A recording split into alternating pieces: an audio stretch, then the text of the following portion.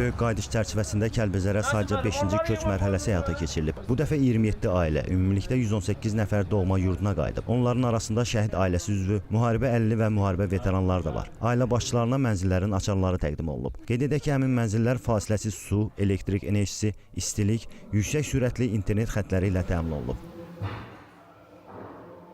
Bu köçü həm də qürurlu və daha da bizim üçün dəyərli edən məqamlardan biri də məhz Vətən müharibəsi qəhrəmanı polkovnik leytenant Anar Əliyevin ailəsinin də məhz köç edən sakinlərin arasında yer almağıdır. Bu bizim üçün böyük bir qürurdur. Bir sözlə onu deyə bilərik ki, Kəlbəcərimizdə yanacaq hər yeni bir işıq Azərbaycanımızın gücünü və qüdrətini göstərir.